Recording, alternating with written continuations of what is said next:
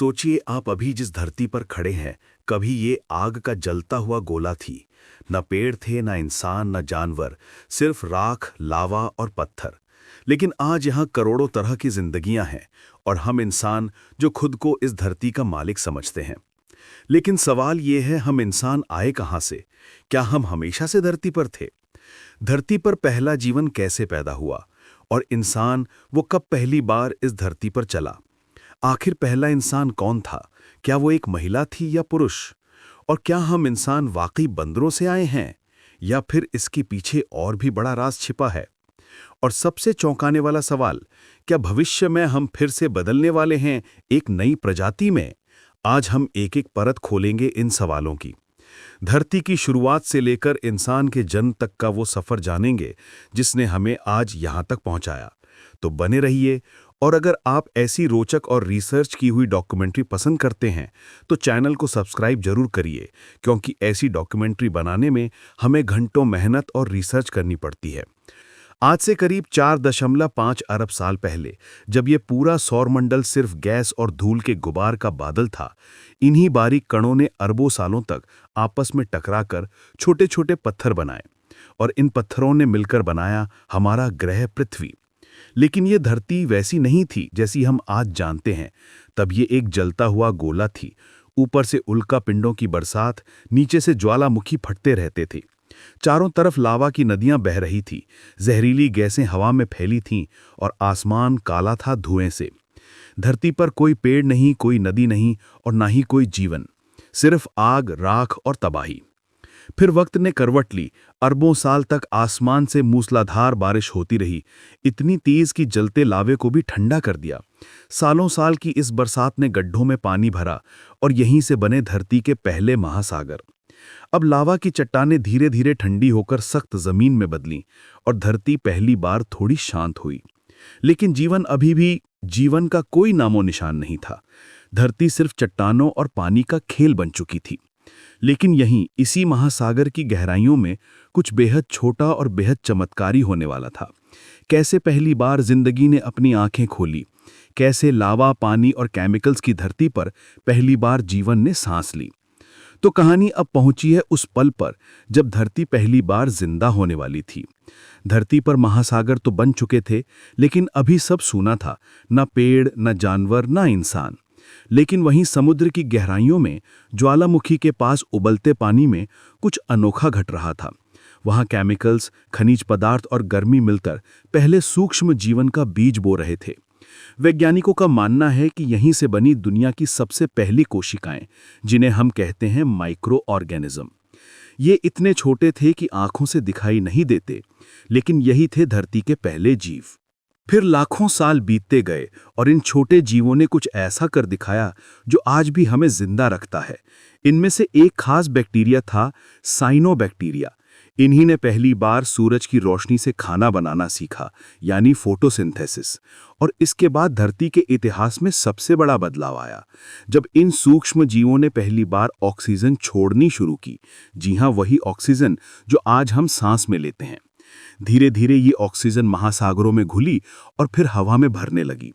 धरती का जहरीला वातावरण अब सांस लेने लायक बन रहा था, यानी धरती पर जीवन का असली खेल अब शुरू हो चुका था। अब कहानी पहुंच चुकी है अपने सबसे दिलचस्प मोड़ पर। धरती की हवा अब ऑक्सीजन से भर चुकी थी और समुद्रों में जीवन तेजी से फैल रहा था। लेकिन असली सवाल था, क्या ये छोटे छोटे जीव कभी पानी छोड़कर धरती पर कदम रखेंगे? फिर करीब 50 करोड़ साल पहले ये चमत्कार भी हुआ। समुद्र में रहने वाले कुछ जीवों ने धीरे धीरे अपने शरीर को इस तरह ढाला कि वो पानी के बाहर थोड़ी देर तक सांस ले सकें। इन्हीं में से कुछ जीव, जैसे आफीबियन यानी उभयचर, पहली बार रेंगते हुए समुद्र से बाहर निकले, और ये था धरती पर जीवन के कदम रखने का ऐतिहासिक पल। इसके बाद तो जैसे कुदरत ने रफ्तार पकड़ ली। धीरे धीरे इन छोटे जीवों ने आकार बढ़ाया, अलग अलग रूप बनाए। कुछ पेड़ों पर चढ़े, कुछ जमीन पर दौड़े और कुछ आसमान में उड़ने लगे। यहीं से शुरू हुआ जीवन का असली तांडव।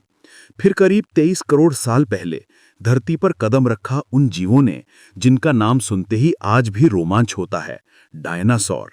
ये विशालकाय जीव धरती के सबसे ताकतवर राजा बने।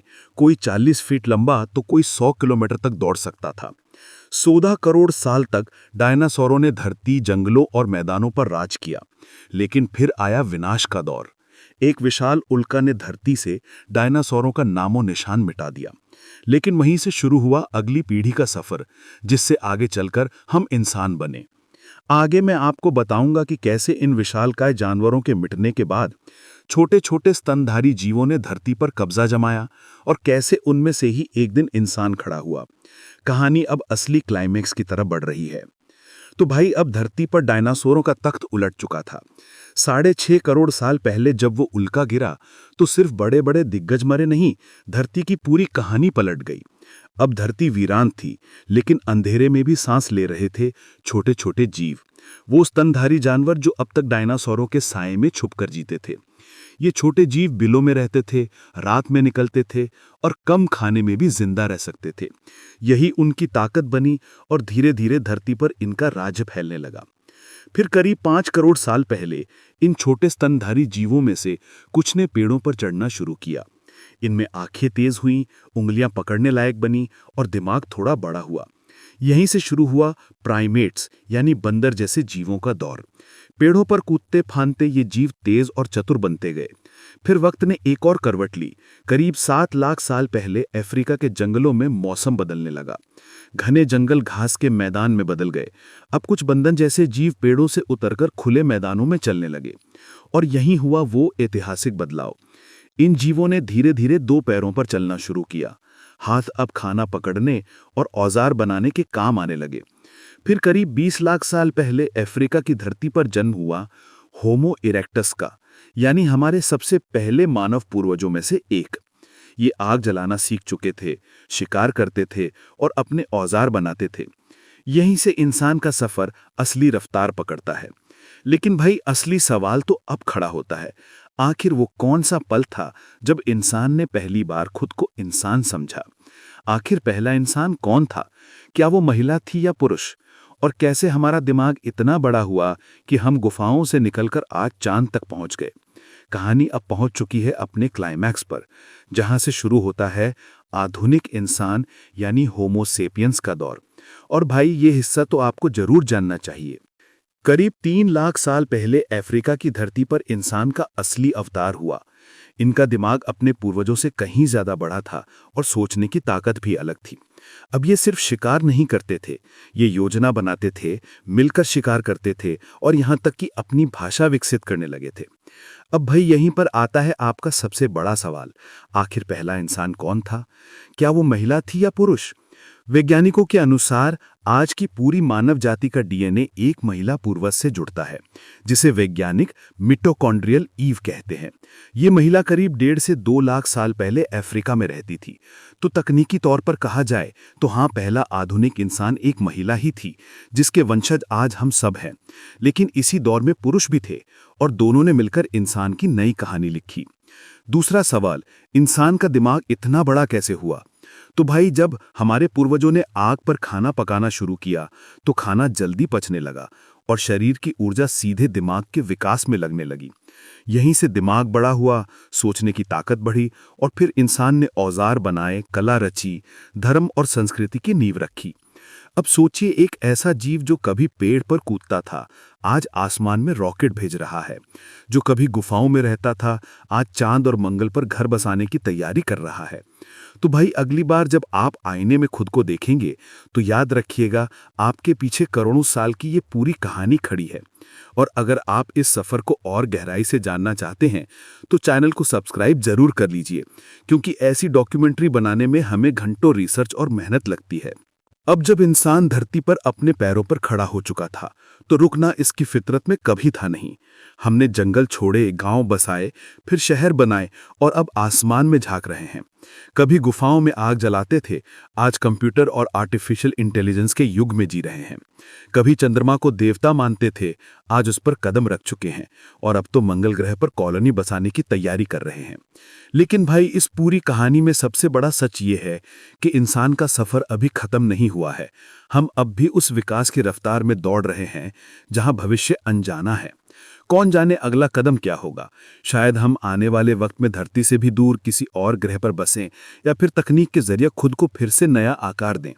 लेकिन जब भी खुद को देखना तो याद रखना भाई कि तुम्हारे अंदर करोड़ों साल की कहानी बह रही है।